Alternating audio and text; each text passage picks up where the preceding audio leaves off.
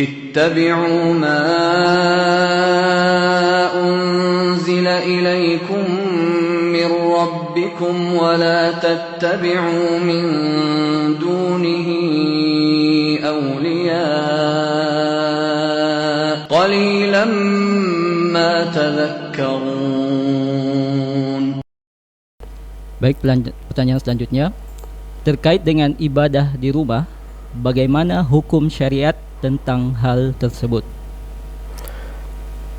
Apa yang disampaikan oleh Bapak Presiden bahwa sudah saatnya kita ibadah di rumah, itu juga adalah hal yang bagus sesuai dengan kaidah-kaidah syariat.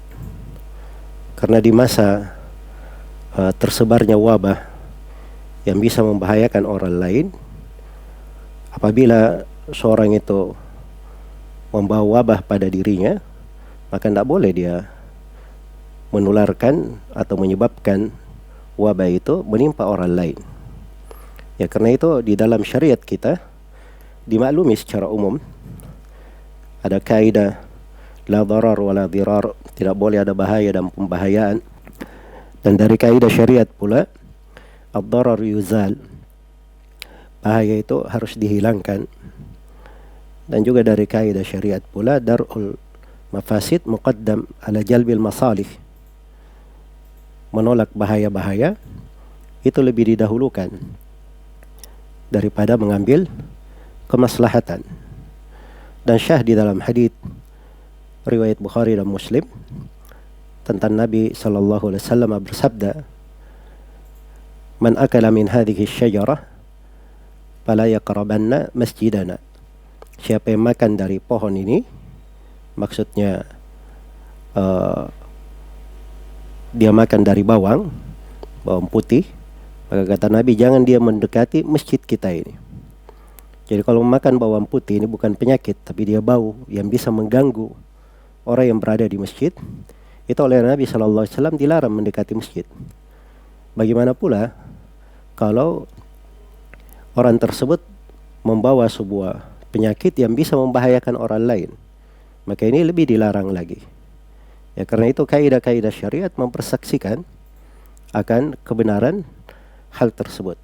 Maka seorang muslim apabila dia sakit, jangan dia datang ke masjid kalau dia sakit.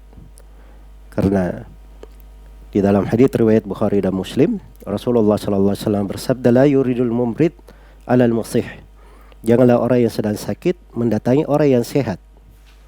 Jangan orang yang sakit mendatangi orang yang sehat.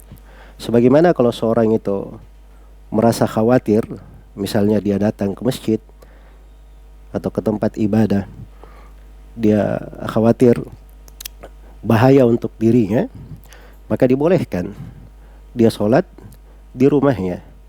Ya, ada keringanan di dalam hal tersebut.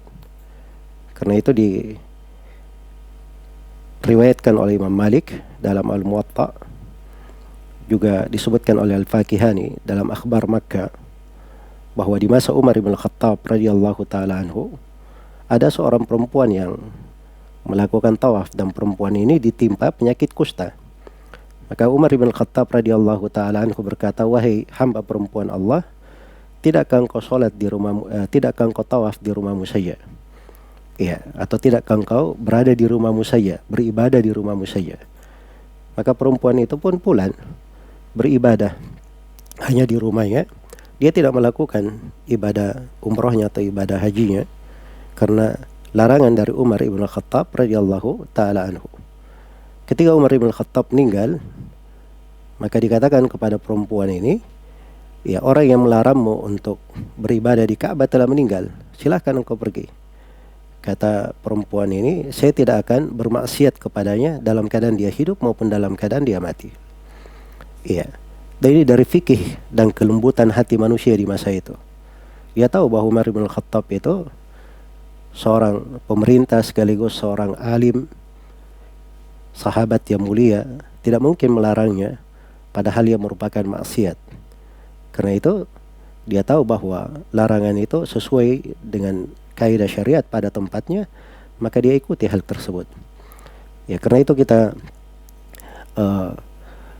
bersyukur kepada Allah Subhanahu wa taala atas segala karunia dan nikmatnya, dan kita bersyukur kepada Allah atas segala keadaan walaupun di kondisi ujian dan cobaan. Ya, semoga apa-apa yang Allah Subhanahu wa taala tetapkan dan Allah takdirkan di belakangnya terdapat kebaikan untuk semuanya. Wallahu taala alam.